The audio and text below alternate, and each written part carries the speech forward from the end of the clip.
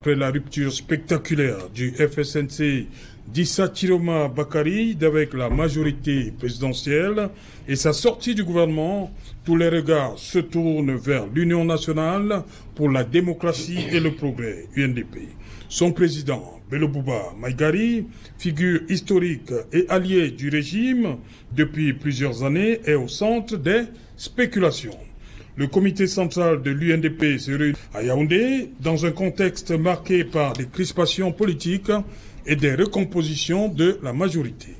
Bello Bouba Maïgari va-t-il suivre le chemin d'Issa Chiroma Bakary et claquer la porte du gouvernement? Cette hypothèse relance le débat sur la solidité des alliances autour du pouvoir et sur l'opportunité pour certains partis politiques alliés de se repositionner à quelques mois de la présidentielle. Quelles conséquences cette éventuelle démission aura-t-elle sur la majorité présidentielle, sur l'opposition et sur l'équilibre politique national? Comité central de l'UNDP, Bello Bouba Maïgari comme Issa Chiroma Bakary, c'est une interrogation, madame, monsieur, et c'est le fait du... Vous savez, c'est exactement le ressenti que les uns et les autres peuvent avoir lorsqu'ils s'amènent dans les structures publiques, à Yaoundé, par exemple. Ou quand on y arrive, on parle une certaine langue locale, ce qui ne devrait pas être le cas. Je présente mes excuses effectivement à tous vos téléspectateurs qui n'auraient pas compris les salutations que j'ai envoyées à leurs différents endroits.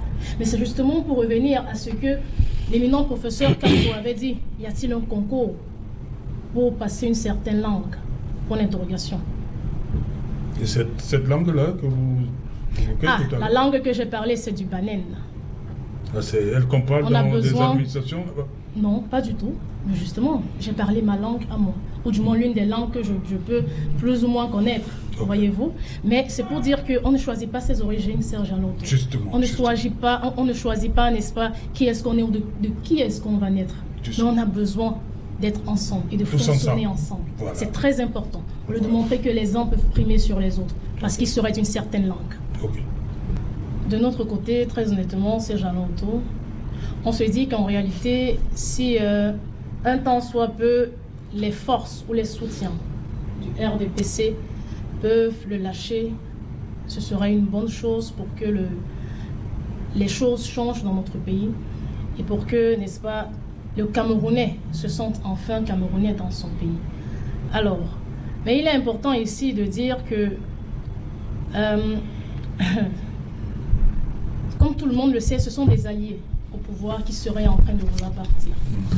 Voilà. Donc, maintenant, qui dit allié au pouvoir en train de partir dit forcément que le parti ne se porte pas pour autant bien. Donc, M. Youf ne nous fasse pas croire ici que le RDPC se sent bien de savoir que ses alliés seraient en train de quitter le navire. Pas du tout. Pour revenir aux individus, je pense qu'il faille faire plus ou moins une analyse assez rapide, n'est-ce pas, des différents parcours des protagonistes.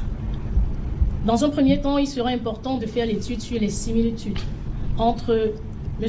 Issa Chiroma et Bello Bouba. De ce que je sais, c'est que Issa Chiroma a fait près de 6 ans de prison. Entre 84 et 90, il était en prison pour ses opinions. C'est quelqu'un qui était assez farouche, assez violent. C'était un véritable opposant à cette époque-là. Mais entre 92 et 96... C'est pour ça qu'il est en prison? En tout cas, il était en prison pour des idées politiques. Sauf si on me dit le contraire. Et moi, je crois savoir qu'il aurait été en prison pour des raisons politiques dans tous les cas. Voilà. Donc, maintenant, entre 90, 95 et 96, il est nommé Mines Transport, en sachant qu'il a adhéré à l'UNDP en 90. Voilà. Il adhère à l'UNDP qui appartenait déjà à ce moment-là ou à cette époque-là à Bello Bouba. Alors, monsieur Issa Chiroma a continué son bon parcours, son bonhomme parcours, au point où il crée son propre parti. Il se désolidarise d'ores et déjà. La précision, elle est importante. Il se désolidarise de Bello Bouba en 2007 en créant son propre parti, à savoir le FNSC, si je ne me trompe. Alors, à ce niveau déjà, on voit comme une fraction, une rupture entre les deux. Entre-temps, Monsieur Bello Bouba, c'est quelqu'un qui a aussi eu un parcours assez ministériel. Il a commencé par être sous-préfet, après sous-préfet, je pense qu'il a été SGA à la présidence de la République dans les années 82, 83 par là. Après cela, il a été Premier ministre également, et ainsi de suite. Et vous voyez... C'est le tout premier ministre du président Biya. Voilà, tout à fait, exactement. Donc, ce sont des gens qui ont un certain parcours qui se ressemblent. Mais à un moment, il y a une fraction. Monsieur Issa Chiroma prend son chemin et décide de faire chemin seul. Mais faisant chemin seul, Monsieur Bello Bouba lui reste carrément sur son parcours. Et puis il dit, bon, de toutes les façons, moi je vais continuer, n'est-ce pas, voilà, à soutenir celui qui m'a fait confiance en premier, c'est-à-dire M. Paul Biya. Donc maintenant, est-ce que M. Bello Bouba va se rallier à Issa Chiroma? Est-ce que la fraction aura lieu véritablement entre son parti et le RDPC?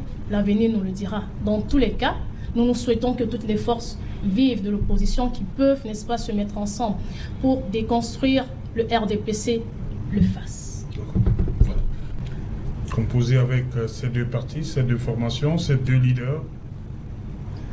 Vous savez, M. Serge Anoto, comme le professeur Maurice Kamto l'a aujourd'hui dit, et comme il le rappelait encore à la dernière convention de 2023 du MRC, où il disait qu'il tendait la main à tout le monde. Le professeur Maurice Kamto est ouvert à tous les Camerounais, y compris ceux du RDPC.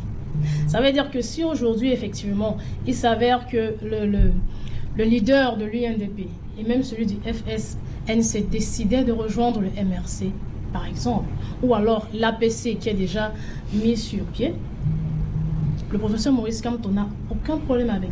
Nous, ou l'inverse alors, le MRC aussi peut aller les rejoindre. Vous permettez, monsieur Youf, enfin, je vous parle avez aussi parlé, pour l'inverse aussi. Le MRC peut aussi les rejoindre, je sais pas.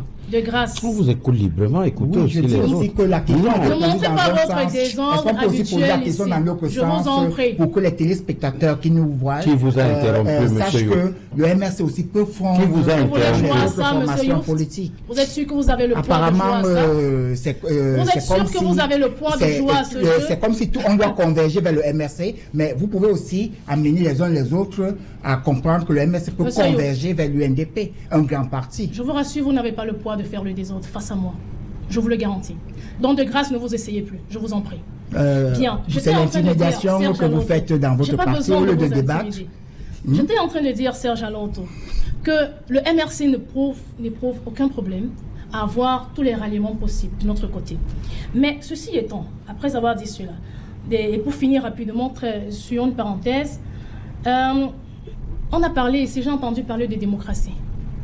Si la démocratie, c'est d'empêcher les leaders d'opposition de voir leurs militants, alors oui, nous sommes dans un pays démocratique. Si la démocratie, c'est d'avoir la main mise, le pouvoir exécutif a la main mise sur le pouvoir judiciaire et même le pouvoir législatif, alors oui, nous sommes dans un pays démocratique. Je ferme la parenthèse. Je reviens sur l'essentiel. L'essentiel ici, c'est quoi, Serge Anoto? C'est que le désaveu, n'est-ce pas, ou le probable désaveu que nous souhaitons être constructif, ne devra pas nous faire perdre de vue les enjeux. Et quels seraient les enjeux? C'est l'élection présidentielle qui arrive. Pourquoi est-ce que l'élection présidentielle est un enjeu majeur actuellement? Premièrement, il est important d'évoquer le trouble fait de l'ECAM. Parce que lorsque M. Pierre Kodo ici a parlé en disant que il faudrait effectivement rompre avec le système. Oui, tout à fait. Nous sommes complètement d'accord au MRC. Il faut rompre avec le système. Mais de quelle façon?